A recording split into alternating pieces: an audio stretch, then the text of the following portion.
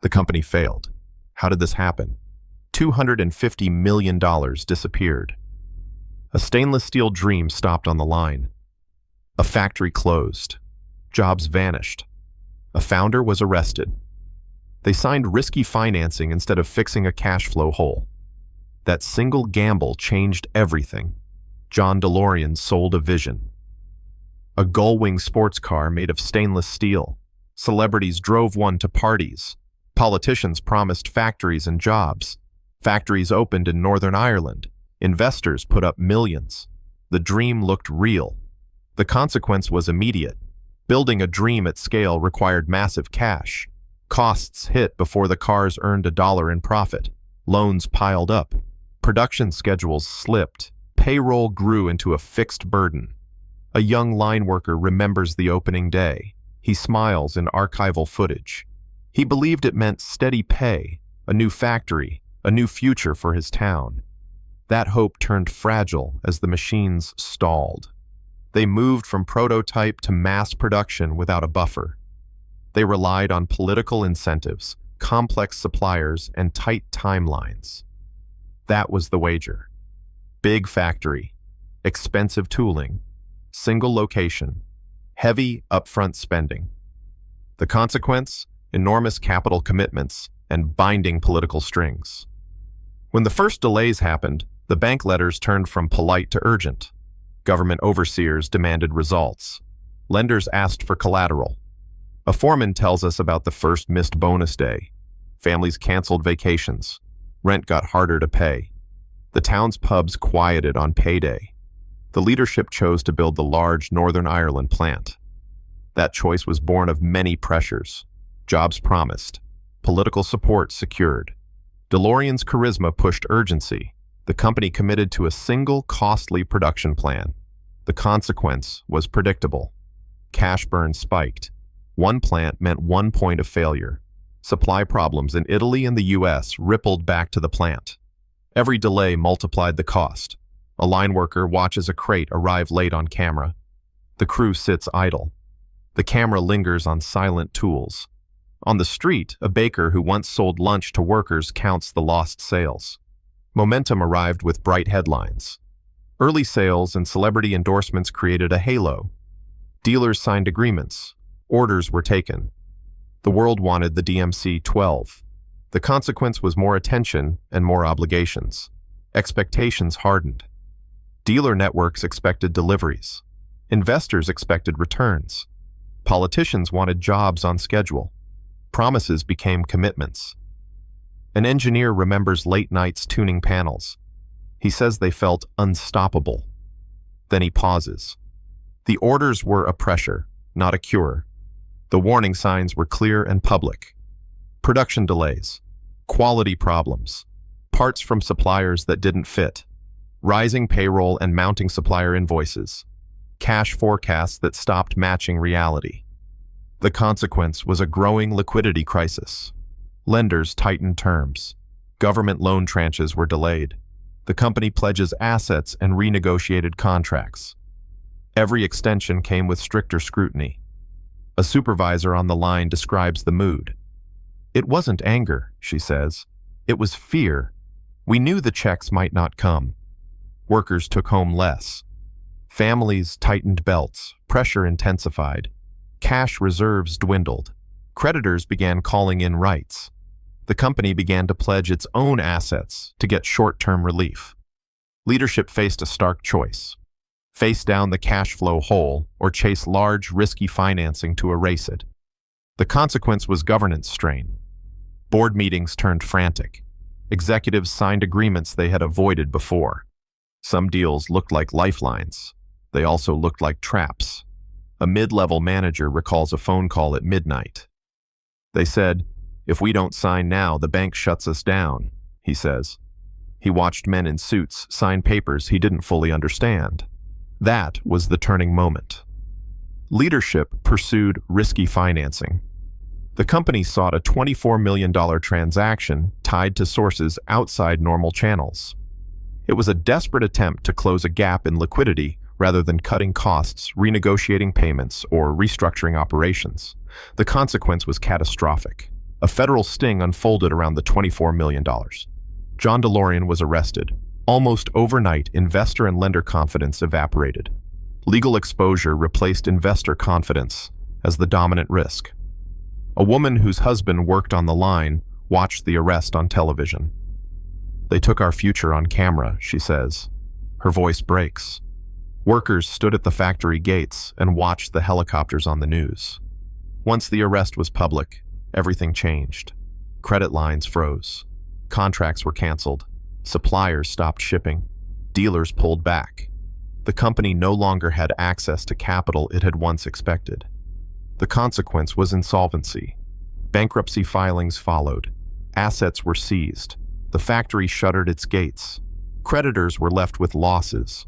The tally of direct and indirect losses ballooned to $250 million. An ex-installer, now unemployed, walks through an empty production bay. He points at a rack of unused fixtures. "There's nothing," he says. "Just dust." The legal saga did not end neatly. Trials followed. John DeLorean was later acquitted on entrapment grounds. But acquittal did not bring back the capital, the jobs, or the factories. The social and financial damage remained. The consequence: long-tail litigation, legal fees, and reputational ruin that lingered. Investors wrote down losses. Governments faced scrutiny for the loans and guarantees they had extended. Communities had to rebuild without the promised industrial base. A former investor, his voice steady, still counts the cost. He says he lost millions in trust. He sits at a kitchen table with documents spread out. "We weren't just buying cars," he says. "We were buying the belief that leadership had a plan." A forensic accounting of the $250 million collapse lays it out in cold numbers. Roughly $120 million went to sunk capital costs, the factory, tooling, and manufacturing build-out. About $60 million represents operating losses and cash burn, as the company attempted to ramp production with insufficient margins. The $24 million sting sits as a catalytic legal event that dried up access to emergency financing. Legal fees, settlements, and insolvency costs totaled roughly $26 million. Governments and lenders absorbed around $20 million in loan guarantees and write-offs. The consequence of that breakdown is more than numbers. Sunk capital cannot be repurposed overnight. Operating losses erode lender trust. Legal costs chain into settlements and auctions. The money is gone. A town official shows us the empty lot where suppliers once parked trucks. He points to derelict access roads. Small businesses that depended on the factory closed or shrank. Trust in promises from outside investors diminished. The human cost stacked steadily. 10,000 jobs promised across the region became hundreds lost. Families cut back on basics. Local services that depended on payroll taxes saw budgets shrink. Small contractors who supplied parts and services went unpaid. An alderman remembers the first council meeting after the bankruptcy. She reads letters from workers who feared homelessness. She had to find emergency funds to keep a borough afloat for months. The business lessons are blunt. 1. Charisma cannot replace liquidity. 2. Scaling capital-intensive manufacturing without contingency kills companies faster than poor sales do. 3. Political entanglement can amplify costs if it turns timelines into binding obligations. 4. Risky financing may buy time, but can destroy credibility. The consequence, if ignored, is systemic. Investors become cautious. Governments think twice before offering incentives without stronger oversight. Towns learn to demand phased commitments and enforcement clauses. A professor of economics lays out a rule in plain terms. If you can't bridge the next 90 days with cash or secured lines, you must cut burn. You cannot reliably substitute a gamble for governance. The cultural aftershock lingers.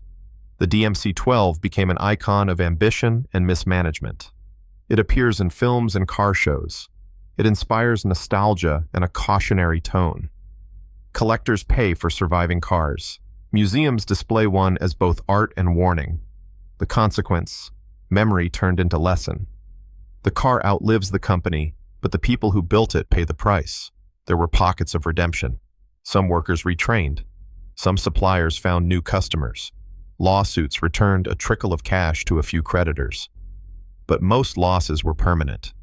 Money spent on tooling remains tooling. It rarely buys new factories without fresh capital. The consequence? Communities rebuilt slowly. Economies adjusted. The story entered textbooks on corporate governance. Public policy shifted towards stronger oversight of publicly funded industrial projects. A former worker, years later, stands by a restored DMC-12 in a private garage. He rubs the steel with care.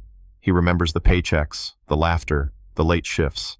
He looks at the car and then at the empty lot across the road and says, "Beautiful car, bitter price." The final accounting is sobering.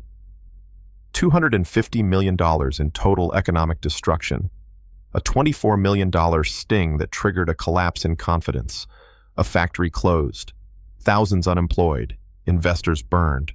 A founder tried and later acquitted. Communities never fully recovered. The consequence is a clear blueprint for failure. Over-reliance on celebrity leadership. Underestimating manufacturing complexity. Ignoring basic cash flow discipline. Choosing risky financing instead of operational fixes. The human story does not end in courtrooms or balance sheets. It lives in the towns that learn to ask tougher questions. It lives in the regulators who now require staged milestones. It lives in the families who rebuilt without the hope they were sold. A final image stays with us. The stainless steel surface of a DMC-12 catching a reflection. In it we see a factory gate. We see an accountant's ledger. We see a town meeting. We see a courtroom. A brilliant idea. A high-stakes bet. And a chain of choices that escalated into ruin. The rise and fall of DeLorean warns every dynasty that charisma cannot substitute for sound economics.